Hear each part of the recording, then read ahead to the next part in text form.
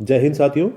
जिस प्रकार एक अर्धसैनिक बल का सदस्य अपने आप को फौजी कहकर खुश तो बहुत होता है, परंतु उन्हें फौज की संपूर्ण सुविधाओं से वंचित रहना पड़ता है। देश के लिए फौज जितना ही काम कर या उससे कहीं कहीं तो ज़्यादा, फिर भी फौज की सुविधाओं के सामने ना के बराबर सुविधाओं के साथ में अपना जीवन यापन करे, वो है अर्धसैनिक बल। लेकिन जब बात आती है स्वास्थ्य की, तो दशकों बाद एक व्यवस्था शुरू की जाती है, आयुष्मान भारत स्वास्थ्य स्कीम। इस स्कीम में ही एक अर्धसैनिक बलों के लिए अलग से व्यवस्था शुरू कर दी गई और उसका नाम दे दिया आयुष्मान CAPF।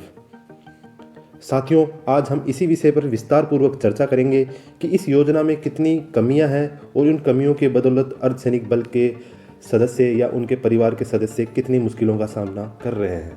सबसे बड़ी समस्या है कि ये कार्ड एक्टिव करवाना का है, कार्ड को रजिस्टर करवाना है। कार्ड प्राप्त करने के बाद में इसे एक्टिव करवाने का प्रावधान है वो बहुत ही विस्तार पूर्वक है, बहुत ही अभी तक लंबित है प्रोसेस। कई हॉस्पिटल्स में उसको किया नहीं जा रहा है क्योंकि ये जो कार्ड मिला है इसे इनएक्टिव फॉर्म में दिया गया है और ये व्यवस्था शुरू होने के बाद में लगभग 1 साल बाद में कार्ड मिला है। तो क्या सरकार 2-3 महीने एक्स्ट्रा लेके कार्ड संपूर्ण रूप से एक्टिवेट करवा के नहीं दे सकती थी, रजिस्टर करवा के नहीं दे सकती थी? नेशनल हेल्थ अथॉरिटी के पास में इस कार्ड से संबंधित अभी कोई डाटा नहीं है। आपको ये एक एप्लीकेशन के तौर पे अपने विभाग से कार्ड दिया गया है। इस कार्ड को आप एज ए एप्लीकेशन और एज ए सर्विस सर्टिफिकेट मान लो ले जाके हॉस्पिटल में दिखाएंगे तो ही आपको हॉस्पिटल वाले एक्टिवेट करवा के कार्ड देंगे और उसके बाद में आप इससे थोड़ा बहुत प्राप्त कर सकते हैं इलाज जो लिमिटेड हॉस्पिटल्स के अंदर है। दूसरी सबसे बड़ी समस्या ये है, सबसे बड़ी कमी है कि इस स्कीम को रिटायर्ड पर्सन्स के लिए नहीं चालू किया गया है। अर्धसैनिक बल के सदस्य रिटायर्ड होने के बाद में बेरोजगार तो हो जाते हैं, उनके पास में निर्मित जो एक एसोसिएशन है, union paramilitary ex serviceman welfare association, इसकी ये मांग थी कि उन्हें यानी रिटायर्ड पैरामिलिट्री पर्सन्स को भी आयुष्मान CAPF के तहत स्वास्थ्य सुविधाओं का लाभ दिया जाए, लेकिन उनकी इस मांग को अस्वीकार कर दिया और इन्हें इस चीज़ से वंचित रहा गया है। तो एक हमारे अर्धसैनिक बल के जो रिटायर्ड सदस्य हैं उनको अभी इससे दूर रखा गया है, तो वो पुरानी CAPF योजना के अंदर ही लाभ प्राप्त करेंगे और उसी के तहत में इलाज प्राप्त करेंगे। तो ये एक बहुत बड़ी कमी है। साथियों, यदि हम तीसरी कमी की बात करें तो वो है रेफरल व्यवस्था। ये एक TDS रूल है, रेफरल है जो व्यवस्था है बहुत उबाऊपना का है। रेफरल क्या ज़रूरी है? कम से कम फैमिली पर्सन्स को तो डायरेक्ट ट्रीटमेंट मिलना चाहिए, उन्हें तो इस लफड़े में नहीं फंसना चाहिए कि उससे रेफ़र करवाओ और उस हॉस्पिटल में इलाज पाओ और उस स्कीम के तहत अपना रीइंबर्स पाओ। क्या है ये? बहुत लंबे चौड़े TDS है जो एक अर्धसैनिक बल का सदस्य समझ जाता है, उसमें तो वक्त के साथ में ये ढल जाता है, तो उसे तो ये समझ में फिर भी आए, लेकिन फैमिली पर्सन्स को तो कम से कम डायरेक्ट किसी भी हॉस्पिटल में जो इस योजना से जुड़े हुए हो वहाँ पे बिना रेफरल के इलाज मिलना चाहिए था। तो ये एक बहुत बड़ी कमी है जिसको भी समय के साथ में सरकार दूर कर दे तो बहुत अच्छा होगा और एक अच्छी स्कीम ये उभर के आ सकती है अर्धसैनिक बलों के जवानों के लिए।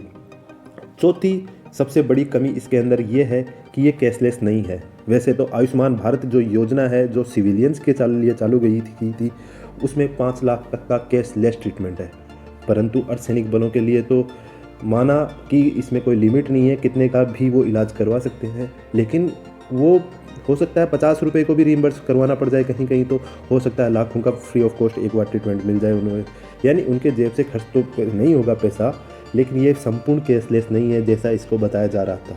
आपको सेल्फ पेड पैसा करना पड़ेगा या अपने परिवार का भी इलाज का जो पैसा है अपने जेब से खर्च करना पड़ेगा, उसके बाद में इसे रीइंबर्स मॉड्यूल में जाके रीइंबर्स करवाना पड़ेगा।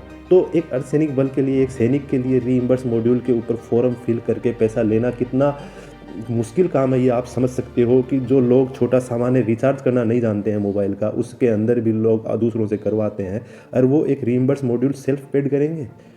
देखना होगा इसमें व्यवस्था के अंदर क्या किया जाता है। सरकार इस रीइंबर्स मॉड्यूल के ऊपर जो आपत्तियां भी जाहिर कही जाएगी, इसके अंदर भ्रष्टाचार होने के भी बहुत सारे चांसेस है। इस चीज़ से कैसे उबार पाती है सरकार, तो इसमें भी एक परिवर्तन करने की बहुत आवश्यकता है सरकार को। बात करते हैं आगे, तो ये जो रीइंबर्स प्रोसेस है उसको ट्रीटमेंट के बाद में, यानी हॉस्पिटल से फ्री होने के बाद में 3 माह के अंदर अंदर ही करवाना होगा। यदि 3 माह तक आपने ट्रीटमेंट का पैसा आपने रीइंबर्स मॉड्यूल पे नहीं डाला तो आपको इसमें से 1 रुपया भी वापस नहीं मिलेगा। यानी कि कंप्लीट कैशलेस नहीं है और टाइम बाउंडिंग भी है यदि आपको कैशलेस आपको पैसे वापस लेने हैं तो। यदि थोड़ा बहुत बाहर से कोई पैसा खर्च भी हो जाता है, हॉस्पिटल में ही उसको रीइंबर्स करवाने की व्यवस्था होनी चाहिए थी, क्योंकि हॉस्पिटल से बाहर आने के बाद में सभी सैनिकों के पास में कंप्यूटर नहीं है। क्योंकि इसमें ऑप्शन दिया जाता है मोबाइल से, लेकिन एक मोबाइल के अंदर बहुत ही टीडीएस है, उबाऊ पड़ने वाला है और बहुत मिनिमम चांसेस है कि आप इसको रीइंबर्स कर सकते हो। तो यदि हॉस्पिटल में हो जाता रीइंबर्स तो बहुत अच्छा था। साथियों, इसी के साथ में इस स्कीम के अंदर बहुत सारी कमियां हैं और माने तो बहुत अच्छाइयाँ भी है। हो सकता है समय के साथ साथ सरकार इनमें सुधार करके अर्धसैनिक बलों के सदस्य और परिवारजनों को जीवन की सबसे आवश्यक चीज़ स्वास्थ्य एक जो सर्वोपरि है हर इंसान के लिए, उसकी अच्छी व्यवस्था करवा पाए। फिर मिलते हैं इसी प्रकार की कोई अन्य जानकारी के साथ में, तब तक के लिए जय हिंद।